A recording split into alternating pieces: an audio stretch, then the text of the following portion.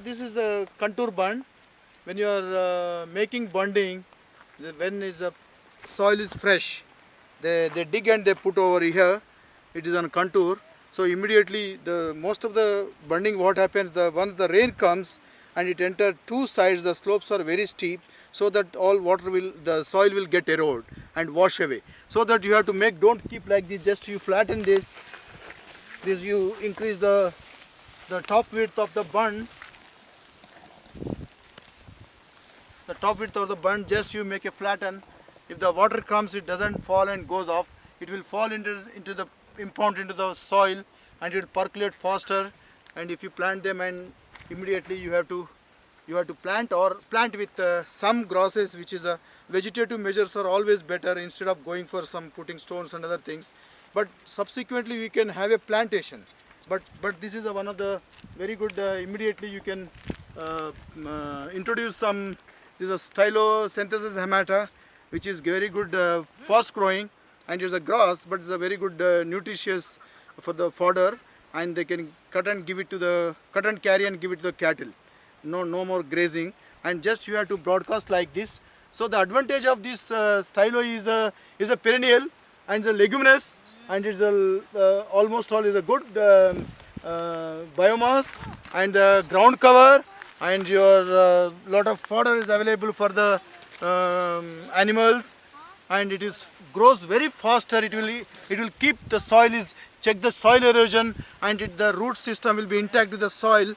That will just after applying the seed here, just mix with some soil, so they will germinate faster, and the maximum for germination it will take 2 or 3 days, which means even there is a heavy rain also, the bund will not wash away, and it will keep intact, and the bund will get consolidated through grasses. The root functioning is very important in the fields, because the advantage with this is a leguminous. Since it's leguminous, next to that you can plant some papaya and some mango or whatever the plants you want, and that will be perennial, and it will cover all area with no barren soil can be seen. I think that is the advantage of this. It's a very good seed. So you can introduce like this, just you leave it sprinkle some water, I think, so that it will come automatically. If there is no water, just you wait for some rain, just you leave it like this. And it's a very important when you do any earthworks.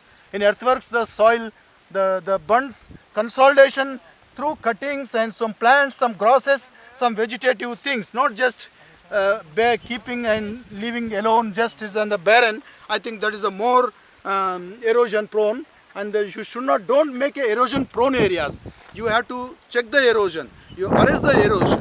So that is a major thing in the watershed. And when your earthworks, please don't look for how much time it takes, but you have to introduce some plant material. If it's not available, you get the local some like your Vitex Nedungo and your whatever the Jatropha is there, and your Adathoda vasica. They are very good species as far as cuttings. Through cuttings also you can propagate.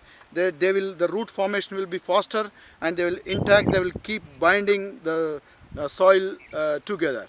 So that is where the consolidation through cuttings and plants and grasses are much more beneficial for the microbial activity on the bund. Just instead of leaving bare soil is not good for the microbial activity and your soil and your health of soil.